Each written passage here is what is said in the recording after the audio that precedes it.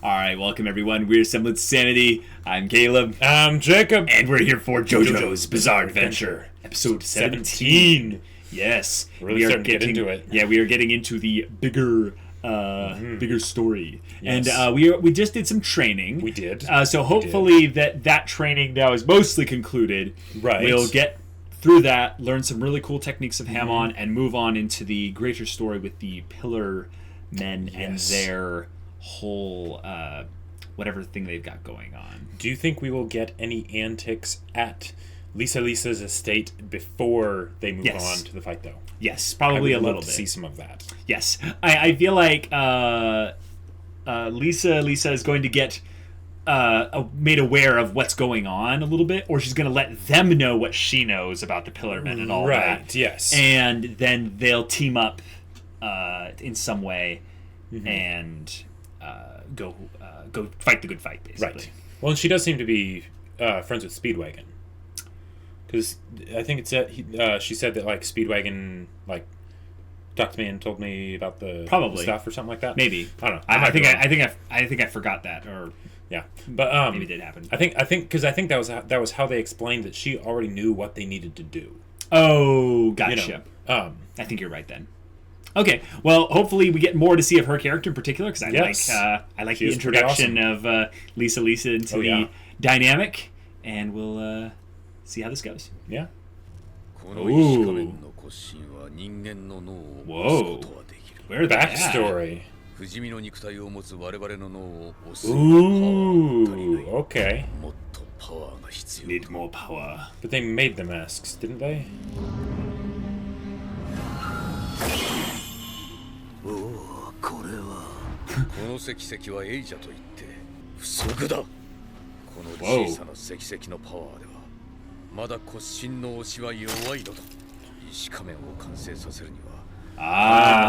it's actually red, not an orange stone.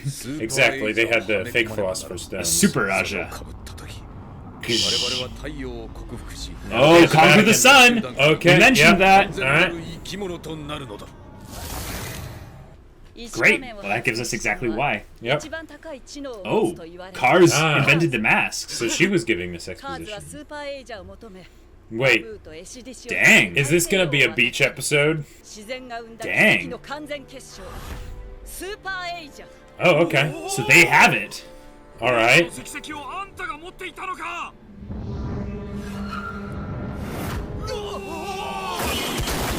Holy crap. Yeah. That makes sense. Yep.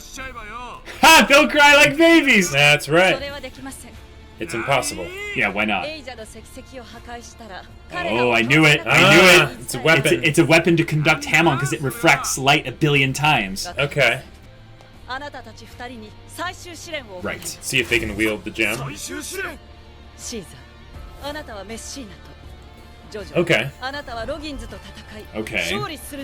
Don't have a Caesar up here. You might fall over. Whoa, the sky. Yeah. That's legit.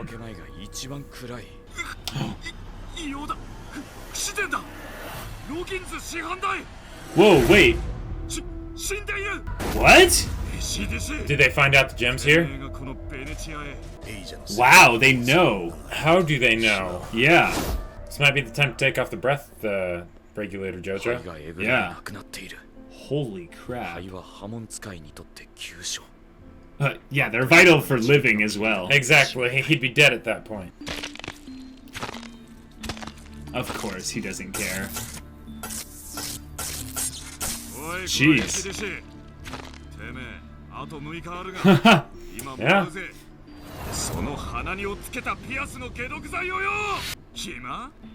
Oh, this makes my feet tingle in a very annoying way.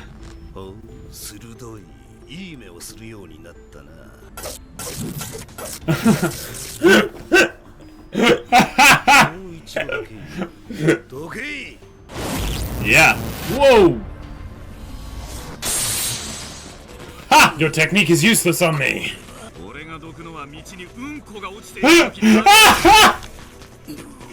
Oh. Dang. Yeah. Oh, break his finger. Yep.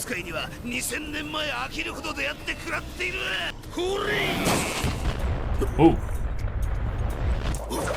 やっと気づいたかよ。いつの間に糸を張っていたのか。あれは師範代と協力してあげたダメージ1ってどこか。エシディシ。Dang! He did it before he died. Wow. Sun Tzu, yes. こう書かれている。勝利というのは。It is. It is. It is so true. 戦う前に敵に気づかれないよう。Prep time. 学校はサボっていたがよ。エリナおばあちゃんから教わって。Seriously, guys, study history. You learn a lot. 策を考える頭が俺よりバカってことだ Yeah. な。 He's overconfident in his abilities. I love it. 俺はもっと頭に来てるんだ。首に埋め込まれた毒の指輪のおかげでこの3夜もぐっすり眠れねえ。 What? I've never felt pain before or something. I don't know to laugh or to cringe. Maybe he's lulling him into a false sense of security. Crocodile tears, crocodile tears. Oh. The sudden stop. That's creepy. Oh, he's serious. The sky, yep. What? 激高しそうになると泣きわめいて頭を冷静にすることにしている。孫子とか。Oh, he's taught. Yep. Sun Tzu, yep. その昔中国に行ったことも。 I actually met the guy. 兵は気道なり、戦いとは欺くこと。Yes, it. 敵を怒らせて心を動揺させて、 Yep. その力に隙が生じる。貴様がやろうとしているのはそれだろう。その手には乗らん。しかしジョジョとやら貴様の成長には驚愕した。貴様の波紋を賛美しよう。久しく好敵手がいなかったので。 He's gonna absorb him. Jeez. Oh no, he's gonna take it. Yeah. ちょいと細めだがそのうち一体化して元の太さになる。 Okay. Oh, that's legit though. Like, なんだこいつ。 just by being connected to it, he evolves it to his own form. ちょっと恐れたな。この俺に今恐怖を覚えただろ。嫁。俺はいつも戦うときは相手の気持ちとか心の動きをそれを利用してきた。 And next you're going to say. こいつは予想外の精神パターンを持っている。 Yeah, it's very chaotic and all over the place. 俺は血液を500度まで上昇させ放出できる。 Jeez. Okay. 切断してやるとき。傷口から俺の血を送り込んで沸騰させた。 Yes. 俺の波紋は1ヶ月前とは違うぜ。 Oh. やっぱり恐怖してたな。頭に血管芯を突き刺して沸騰血を体内に送り込み。 Oh, that's gross. してやる。食らってくたまれ。海縁ののモード。 Go find out that he is, Yeah. kind of in a fight for his life. I guess it's true love. Oh my gosh. Esidisi!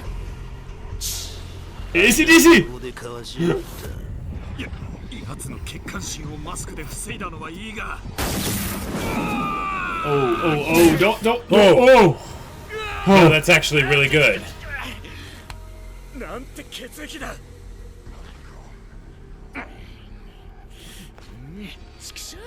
久しぶりにセクシーなスピルをマスクの外へ出すっつうのによ。ちょっぴり焦げ目がついちまったぜ。ジョジョ、お前今そんな平積み血を叩くふりをして実は心の中で作戦を考えている。 Absolutely. 青ざめたなジョジョ。図星だろ。ズバリ当たってしまった。 Yeah, we watched you when you fought Exactly. Wamu. Yeah, your plan. Right. Anytime if that were to actually work, we wouldn't know that he was doing it. Exactly. Wait. Oh no. He's releasing his blood. Okay. Does he have an infinite amount, though? This music. It is very good.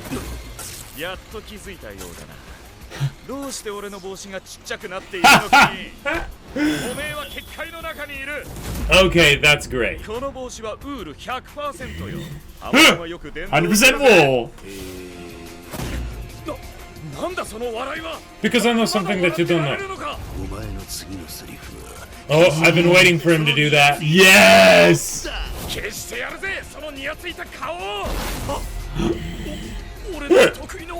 Nope, not anymore. That's so gross with the toenails. Oh man. Yeah.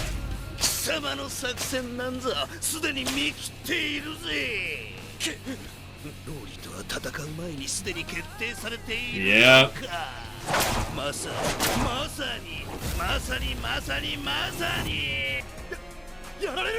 Help! Yeah. Go help him. Why have you been watching for so long?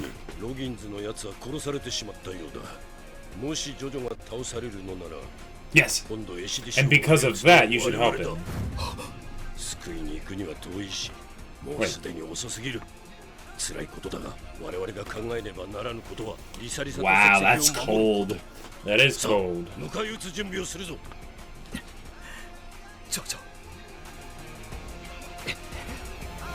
Okay. There is the passage of time. This is all happening very quickly. Yeah, that's true. Why is he just standing there? This is all according to Keikaku. Yeah. My plan is into your plan. Yeah. Then we plan around that plan.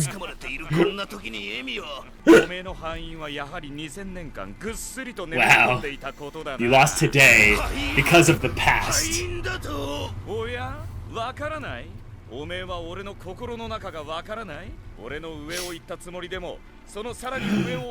Plans on top of plans! And he has used that already. He's a huge fan of it, yep.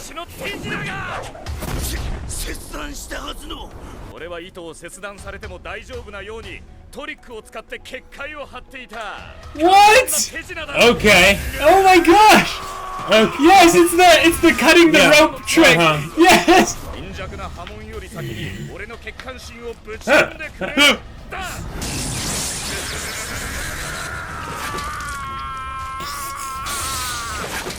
Oh!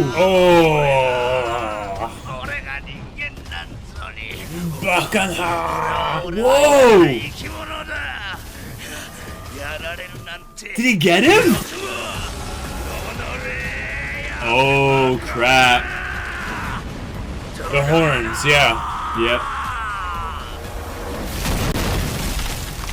Oh! Whoa! Yes!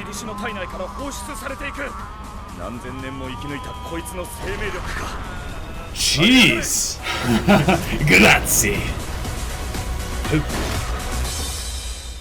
Because he was a human that was possessed by a pillar man or something? Or it could just be that his hand went stronger. Yeah.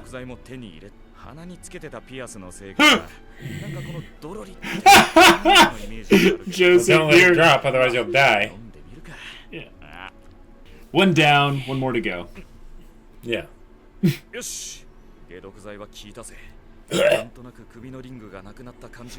the idea of that just kind of gave me a shiver.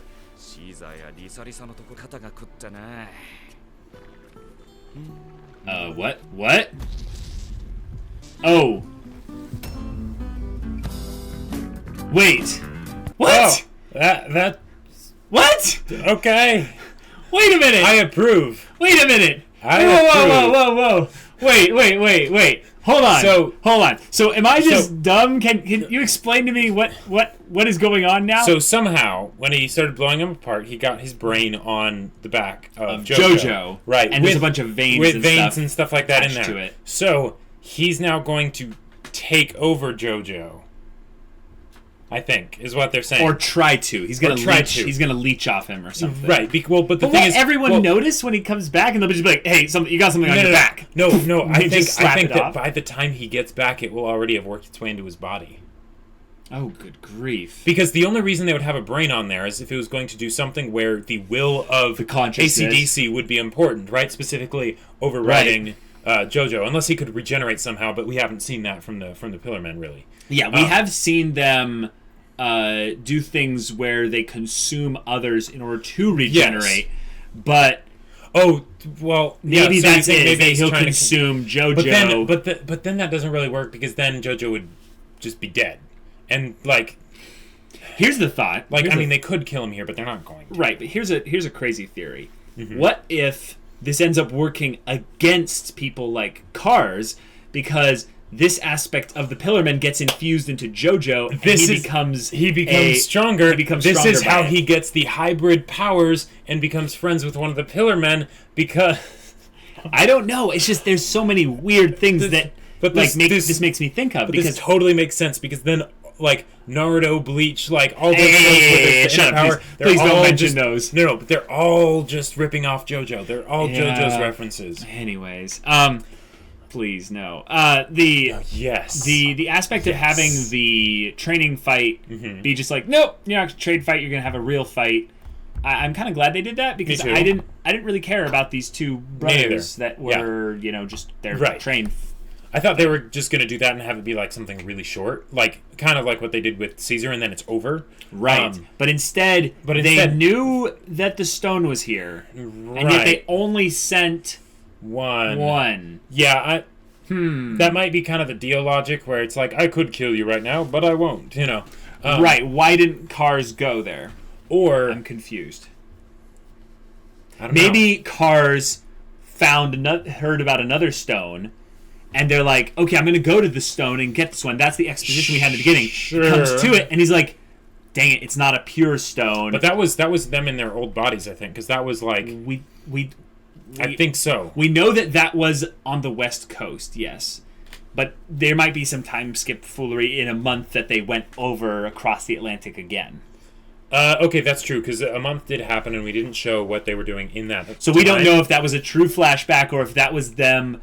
having gone back to where they knew there was probably an Aja stone, and they find it, and the Wamu is like, well, who cares about the stone? It's like, it's really powerful, but unfortunately this one is a fake. It's only semi-perfect, and he stayed in Italy to see if he could find one, and then he ended up finding out that one was here. Okay. Maybe? Possibly. But I like it better that it is a flashback, true.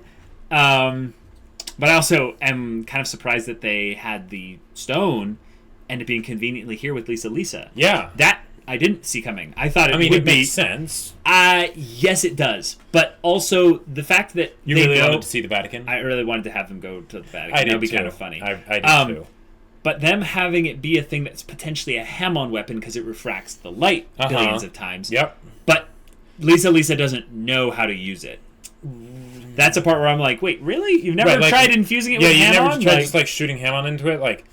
Maybe it's because it's dangerous. Sure, if the bit of sunlight can create a laser like that, then infusing Hamon into it could be a bit of a problem. You could split the world in half. Yes, but she's also been established to be very good at controlling her Hamon, so she could probably put the Hamon in through just one point so that it would create a focused laser, albeit way more powerful. Just shoot it into sunlight, space or something. Shoot it into space or something, right? And then if you have something like that, then JoJo could just get it on like a ring or a necklace or something and just be like, pew, pew, pew, pew, pew, and just... destroy it could be the kind of a way that they were hinting at the shot glasses. Remember how he put the shot glasses in the forehead? Yes. That was a small nod to this Aja stone potentially being used in a similar fashion. Maybe? I don't know. I think that's a definite possibility. I also want to point out that the last time we saw any kind of laser, it was a vampire type ability. That's shooting true. Of the essence. Just wanted to point that out because I'm looking for any hints at all of foreshadowing more for Dio-related stuff. Well, okay, here's a way that it could be. What if Caesar told the Pillarmen that the stone was here? What if he did that? And that wouldn't necessarily have to be a Dio thing. He could have done that specifically to draw them out because he wants to destroy them. I hope not. I don't think so.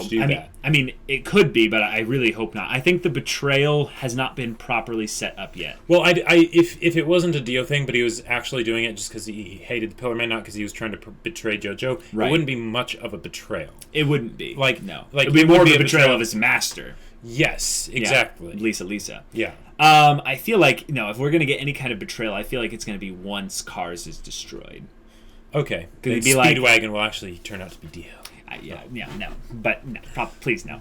But having this fight be one where we're shown how good JoJo has gotten in this amount of time, showed that it was more of the creative, ridiculous plans and stuff like that. That's true. I love the thing that they keep it thematic. They keep it thematic in that he is the trickster, he is the performer. Yes. He is the showman. Exactly. He's like, hey, look at this. Whoa, and I'm doing all these other stuff. And he figured out that yes, you had a plan. But I planned around your plan. Yeah. Right, but the idea of just having his wins be about having a sleight of hand trick. Yeah, even though they're cool. Super ridiculous and over the top. It's cool because it's not a freaking energy blast. Mm-hmm. It's just something different. Yep. So I get that for some people, they've probably watched JoJo and older stuff like this a long time ago, so it doesn't feel as new. But to us, this is stuff that we haven't seen before, really. Right. I would say the closest thing we have is more of someone like, say, Hisoka. Sure. Being the trickster and all that. Right. But I just love it. It's so it works. It's so over the top. So well. And they do a good job of incorporating it with these characters who have their really, really bizarre but compelling personalities. Yes. To drive home the execution part of it. Because the premise of it is super silly. Really silly. Oh, absolutely. But we don't care because it's executed so well. Right, it has style. It's just fun to watch, even if the actual stuff that is happening you wouldn't normally really care about. It's just so entertaining. Right, and one aspect of it is I am not necessarily predicting who's going to win the fight. I am predicting how a fight is going to be won by JoJo. Right. You notice how that's a very subtle difference, but it actually makes the fight interesting. Yeah, because you always kind of know just because plot. I mean, you can't have places where the main character loses. Right. They just don't tend to happen as often, and in cases where if they lose it would mean death, Yeah. So the fact that they're making it so that it's not actually about whether or not they'll win, but how they'll win, is really cool. It's the part where the part where the beginning of the fight starts. And in between that and it ending, that there's going to be a bunch of crazy stuff happens. Yeah. But you don't know what it will be exactly. It's kind of like trying to figure out the murder mysteries as they're going on. Sure. And you're like, okay, so what are they going to do? Except it's the opposite because you're not figuring out who the killer is. You're figuring out what kind of things did the killer set up. Yeah, how did the killer do it? How did the killer do it? Or how is the killer going to do it? Which I think is actually interesting from an older perspective, because the murder mystery kind of works. If you think about an old Sherlock Holmes kind of story, it used to be like that. It was the idea that you just looked for the guest star in the credits list and you knew who the person was. But they would do something crazy where you wouldn't know how they did it, but you also wouldn't know necessarily how Sherlock figured it out. Right, and that's where the fun would come from it, because you always knew Sherlock was going to figure it out, but it's like, okay, how do they actually do this? Because exactly. Yeah, there would be really good explanations for it most of the time. Yeah, and sometimes there wouldn't be, but that was the style, and JoJo's follows that similar style in having the over-the-top, ridiculous, awesome, really cool main character who does things that are crazy, but that eventually he'll succeed in some way. Yes. But as to how, you're constantly guessing based around some semi-consistent things that he has attached to his personality and character. Yes, and things that he uses, like the fact that he used the little I forget what he calls them. Steel ball clackers. Yeah, the clackers. The fact that he used those again, but it was only a ruse to distract you. Yes.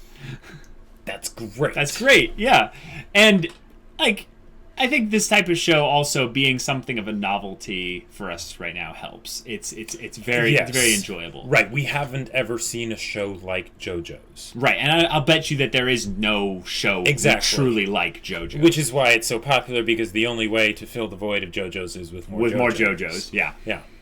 But I'm bizarred out of my mind with whatever that brain distended vein thing that attached to him.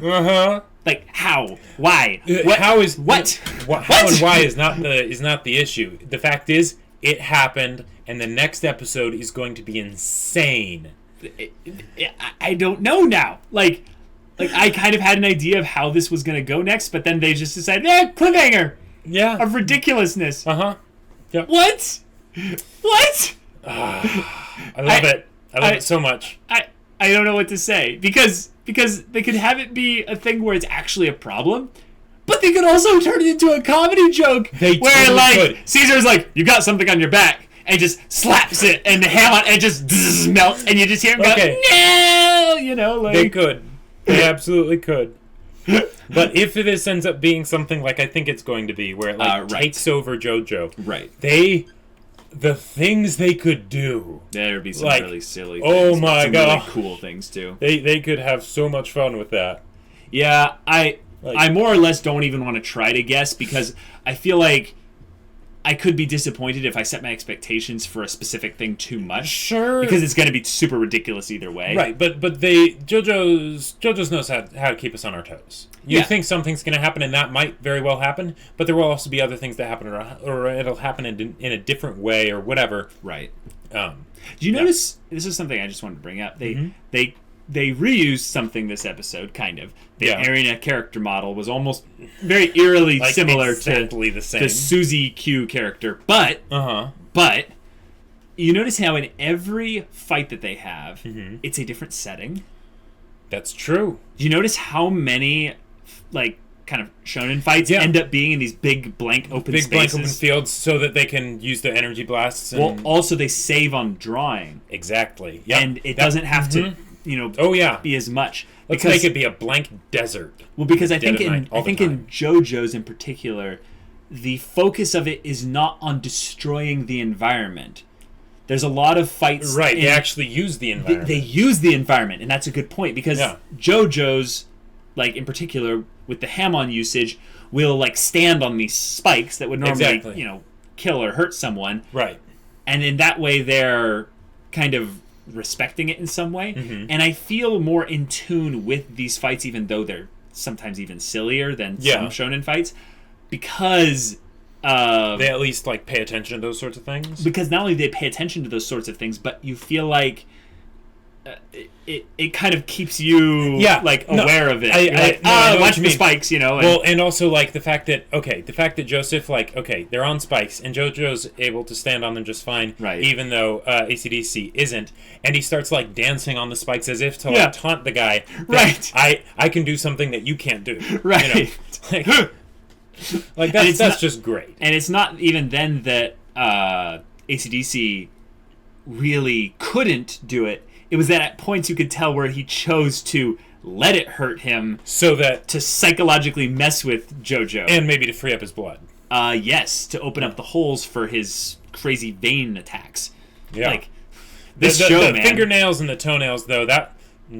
Oh yeah, I'm glad they made it very simple of just a flap opening up, because if there was particulate matter so clinging gross. to it and stuff, so gross. I just got the shivers. No. One of the things that they focused on a little bit in this episode that actually gave me a little bit of the shivers, the heebie-jeebies, is I have a recurring nightmare of standing on a very sharp point very high up in the sky and then spinning on it, and that of them doing that where they're standing on the little points things, I was just little squirming a little bit here and on your feet. You're just no.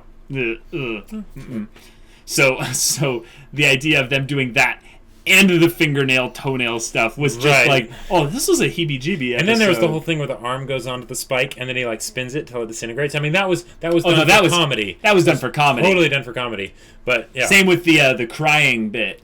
Yeah, that was just that was okay. I couldn't laugh. I think I laughed for the beginning, and then it kept going, and I was what's going on? Yeah. What? But if you think about it, that's another way to make this basically a one-off, villain type person memorable. Because it's not just the whole thing of all the wedding like metaphors and stuff like that with the other guy with the Whamu or whatever. Yes.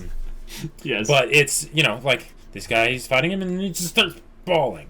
And then of course the whole brain on the back thing. But yeah. Which I'm excited for. So what's gonna happen is the first thing to tell that something's wrong with JoJo is he's gonna start bawling uncontrollably at some part. Yes. Anyhow, this is a lot of fun. If you want to see the next episode and this discussion, all that early access, go check out the link in the description below for our Patreon. You can get on early access, which give you the option to get on our Discord as well. That's right. You can chat with us about storytelling, JoJo's, or what have you. And we'll see you all there. But until then, we're Semblance of Sanity. I'm Caleb. I'm Jacob. And we'll see you all next time.